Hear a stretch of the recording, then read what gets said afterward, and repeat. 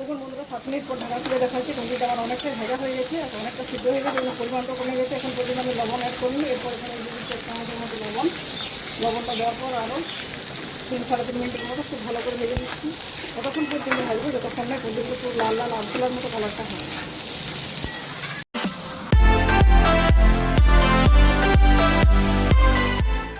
নমস্কার বন্ধুরা, আমার চ্যানেল উদয়পূর্তিতে আপনাদের সবাইকে স্বাগত জানাই। আজ সকাল সকাল একটি সহজ পাচ্য এবং স্বাস্থ্যকর রান্নার রেসিপি নিয়ে আপনাদের সামনে আমি হাজির হয়েছি। এটি সম্পূর্ণ নিরামিষ রান্নার রেসিপি। কম তেল মশলা এবং কম উপকরণে রান্না করা যায়। দেখে আপনারা বুঝতে পারছেন এগুলো কুঁদরি। অনেকে দেখলে নাক ছিটকে যায়, কিন্তু এই কুঁদরি সুগার রোগীদের জন্য মহৌষধ। এই কুঁদরিগুলো তাদের রক্তে শর্করার পরিমাণ নিয়ন্ত্রণে অনেকটা গুরুত্বপূর্ণ ভূমিকা পালন করে। যেগুলো আমি রান্না করবো আজ পোস্ত দিয়ে। রান্না করার জন্য দেখুন বেশি উপকরণ লাগছে না, লাগছে 2 কাঁচা লঙ্কা। পোস্তটা খুব বেশি পরিমাণে দিচ্ছি, এই চামচের 3 চামচের মতো। এরপরে কুঁদরিটা কাটবো। কাটার উপরে রান্নাটা অনেকটা নির্ভর করে থাকে। যদি একটা মোটা দানা কাটেন, একটা সরু কাটেন, সেক্ষেত্রে রান্নাটা ভালো হয় না। তো যত সুন্দরভাবে কাটতে পারবে রান্নাটা তত ভালো হবে। তো কীভাবে কাটছি সেটা আপনাদের ভিডিওতে দেখাচ্ছি, দেখতে থাকুন।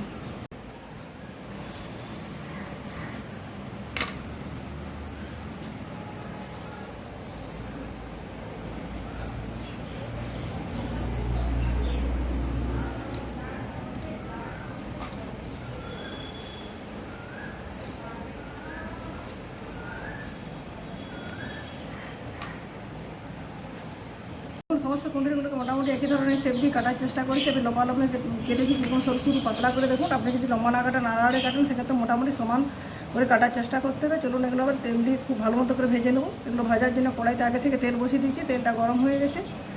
আর এখানে পোস্তটা জল দিয়ে ভিজিয়ে রেখে দিচ্ছি, কিছুক্ষণ ভিজুক, তার পোস্তটা বেটে নেব। দেখুন তেলটা আগে থেকে বসিয়েছিলাম, তেলটা গরম হয়ে গেছে। ধোঁয়াটা গরম করলে দিয়ে দিচ্ছি 5 ফোড়ন। 5 ফোড়নটা দেওয়ার সাথে সাথে ভাজা হয়ে যাচ্ছে। দেখুন খুব সুন্দর একটা ফ্লেভার হচ্ছে। এরপর এখানে কেটে রাখা কুঁদরির টুকরোগুলো দিয়ে দিচ্ছি। তারপর 8-10 মিনিট ধরে নেড়ে চেড়ে খুব ভালো মতো করে ভেজে নেবো। ভাজার সময় মাঝে মাঝে আপনাদের দেখাবো।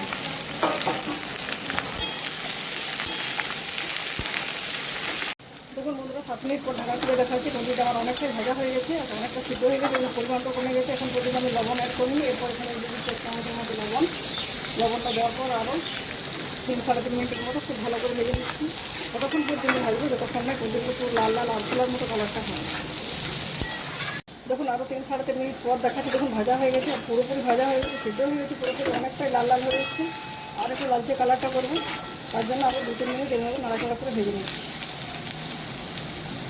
দেখুন আরও 2-3 মিনিট ভাজার পর কুঁদরি ভাজাটা পারফেক্ট কালার চলে এসেছে। রান্নাটা কত তেল বা মশলা ব্যবহার করছেন, তারপরে রান্নার স্বাদ হয় না, কত ভালো পরিপাক করতে পারছেন, সেই অনুযায়ী আপনার রান্নার স্বাদ হয়। কাটাটা খুব ভালো করে কাটা হয়েছে, আর সেভাবে ভালো করে ভেজেও নিয়েছি। এখন বেটে রাখা পোস্ত কাঁচা লঙ্কার পেস্টটা দিয়ে 2-3 মিনিট ভালো মতো আগে নাড়াচাড়া করে নিচ্ছি। তারপরে মিক্সির বাটিটা ধুয়ে কিছুটা জল এখানে অ্যাড করে দেবো।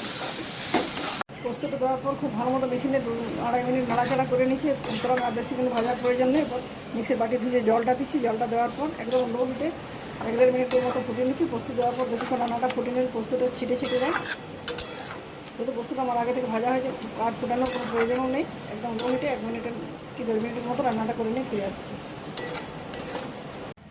দেখুন বন্ধুরা আরও 1.5 মিনিট রান্না করার পর রান্নাটা আমার পুরোপুরি পারফেক্ট হয়ে গেছে। দেখে কি সুন্দর লাগছে। দেখুন অনেকে কুঁদরি খেতে পছন্দ করেন না, তারা বলে না এগুলো আমরা কেন খাবো, সুগার রোগীদের খাদ্য। কিন্তু শরীরে কখন কী রোগ বাসা মানে কেউ কি বলতে পারে। আমি এটা কুঁদরিটা আলু ছাড়াই রান্না করলাম। আপনি যদি আলু খেতে পছন্দ করেন, সেক্ষেত্রে আলু দিয়েও রান্না করতে পারেন। এই রান্নাটা সুগার রোগী স্বাস্থ্যের পক্ষে যেন উপকারী, নর্মাল মানুষের স্বাস্থ্যের পক্ষে প্রচুর উপকারী। তো বন্ধুরা আমার এই রেসিপিটি আশা করছি আপনাদের খুবই ভালো লাগবে। ভালো লাগলে লাইক, শেয়ার এবং চ্যানেলটি সাবস্ক্রাইব করে আমার পাশে থাকবেন। আজকের মতো পর্যন্ত, পরের দিন দেখা হবে নতুন কোনো রেসিপির সাথে নতুনভাবে। ধন্যবাদ।